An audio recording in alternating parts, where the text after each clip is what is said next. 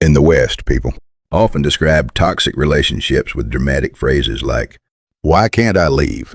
Why do we keep hurting each other and still come back? Why does love feel more like anxiety than peace?" But psychology suggests something uncomfortable. The relationship itself may not be the real addiction. The addiction may be the emotional pattern your nervous system learned long before you ever met that person. What if the reason some people repeatedly return to painful relationships is not because they are weak, irrational, or unlucky, but because their mind unconsciously mistakes emotional instability for intimacy? Today, we are going deeper than relationship advice, deeper than dating strategies, deeper even than modern psychology. Because the people who fight constantly yet cannot let go of each other are often trapped inside something much older, an internal emotional architecture built during childhood. And until that structure is understood, people do not merely repeat relationships, they repeat themselves. Many people spend years blaming the present. They are too controlling. They are emotionally unavailable. The timing is wrong. The relationship is toxic. Sometimes those things are true, but in many cases, the present relationship is only the stage where an older psychological script is replaying itself. The real roots often begin in three invisible forces. First, insecure attachment during childhood. Second, repeated experiences of comparison and shame. Third, environments where emotional expression was suppressed. Together, these experiences quietly shape a person's internal model of love, trust, safety, and self-worth. And here is the frightening part. Once these patterns are formed, people stop seeing relationships objectively. They begin interpreting reality through emotional memory. This is why two people can experience the exact same situation completely differently. One person sees temporary distance. Another sees abandonment. One person sees a disagreement. Another experiences emotional danger. One person hears criticism. Another hears proof that they are unlovable. The external event is not always the real source of suffering. The interpretation is. Ancient Eastern philosophy understood this centuries ago. In the Tibetan Book of the Dead, there is a profound warning. Fear and attachment are not objective realities. They are mental worlds projected outward by the mind itself. That statement sounds spiritual, but modern psychology increasingly echoes the same insight. Trauma does not simply live in memory. It lives in perception. A person who grew up emotionally unsafe often enters adulthood unconsciously expecting instability. And because the nervous system prefers familiarity over health, chaotic love can strangely feel more real than peaceful love. This explains why some people become suspicious the moment someone genuinely cares for them. Calmness feels unfamiliar. Stability feels suspicious. Consistency feels emotionally empty. Conflict, anxiety, and emotional intensity become confused with passion. That is why some individuals repeatedly choose partners who trigger abandonment fears, not consciously, but psychologically. Now let us examine the first foundation of this structure. Insecure attachment. A child does not learn love through words. A child learns love through emotional predictability. When parents are emotionally inconsistent, children develop deep uncertainty about relationships. Imagine a child making noise while playing. One day the parent smiles warmly and says, "That's adorable." Another day the same behavior receives anger. "Be quiet."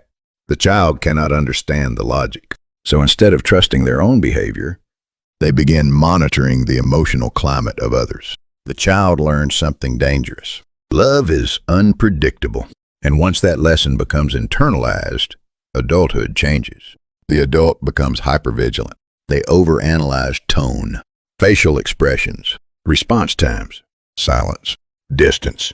Not because they are irrational, but because their nervous system learned early that emotional safety could disappear without warning.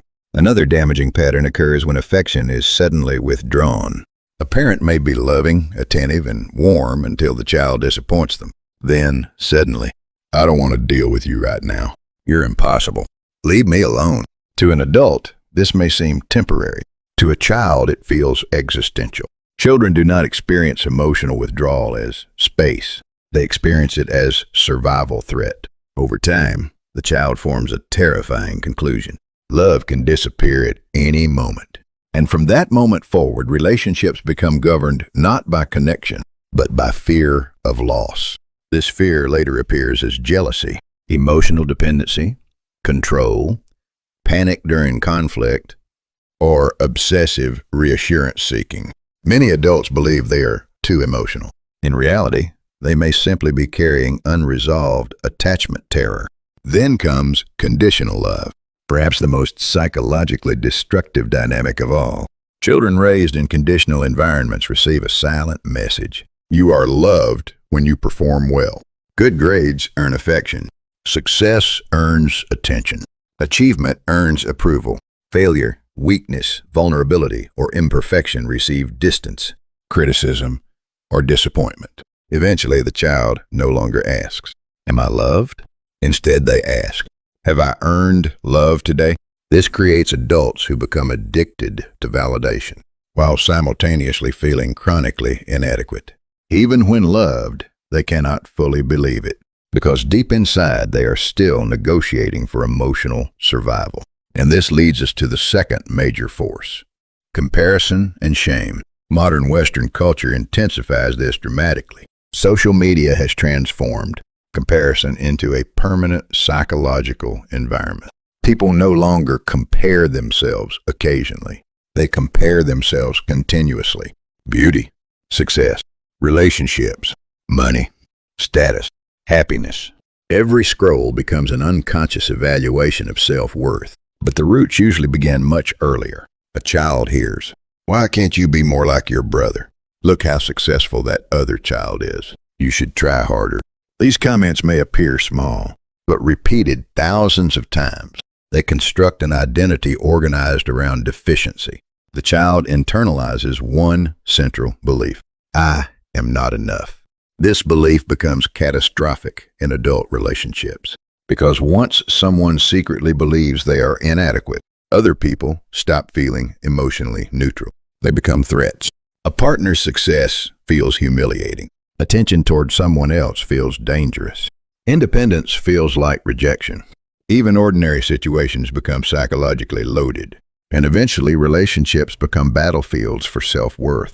The tragedy is that many people are not truly fighting their partner. They are fighting their own internal shame. The Tibetan Book of the Dead would describe this as attachment to illusion. Not illusion because the pain is fake, but because the identity created by shame is mistaken for objective truth. I am unworthy. I will be abandoned. I am less than others. These are not facts. They are interpretations repeated so many times that they begin to feel absolute. Now we arrive at the third force: emotional suppression. Some children grow up in homes where emotions are not welcomed. Stop crying. You're too sensitive. Just endure it. Don't overreact. Over time, the child learns that emotional honesty is unsafe. So emotions are buried instead of processed. But suppressed emotions do not disappear. They accumulate, and later, adulthood becomes emotionally explosive. Small disappointments trigger disproportionate reactions, because old emotional pain remains unresolved beneath the surface. This creates a dangerous contradiction. The person desperately wants intimacy, but also fears emotional exposure. As a result, closeness itself becomes psychologically threatening. Many people from emotionally suppressive environments unconsciously believe three things: love is anxiety, intimacy is danger, closeness leads to betrayal. That is why they often distrust the people closest to them the most, because vulnerability feels unsafe.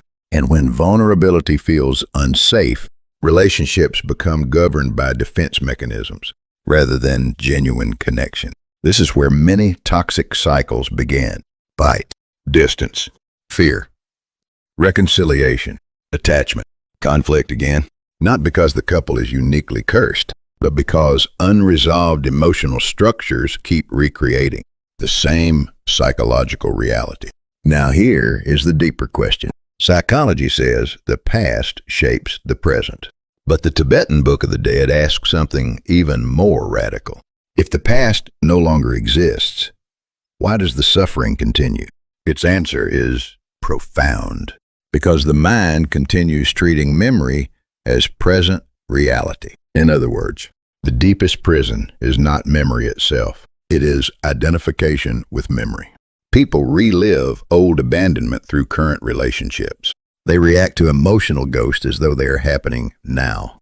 They confuse old wounds with present truth. And until this mechanism becomes conscious, the cycle repeats endlessly. Different faces, different partners, same emotional architecture. But the moment a person truly sees this structure, something extraordinary happens. They stop automatically reacting and begin observing. For the first time, they realize the real battlefield was never only the relationship. It was the mind interpreting the relationship. That realization changes everything, because healing no longer begins with controlling others. It begins with understanding oneself, not fixing every relationship, not winning every argument, not demanding reassurance from the world, but finally asking, what inside me keeps turning love into fear? That question is not weakness. It is the beginning of psychological freedom. And perhaps that is the most important insight of all. The goal is not merely to find someone who loves you. The goal is to stop interpreting love through the lens of old pain. Once that happens, relationships are no longer prisons of repetition. They become mirrors of awareness. And for the first time, peace becomes possible. If this lecture resonated with you, consider sharing it with someone silently struggling inside repeated emotional cycles. And subscribe for the next part of this series, where we will explore how suppressed emotions transform into emotional explosions, and why the people closest to us often trigger the deepest fears hidden inside the human mind.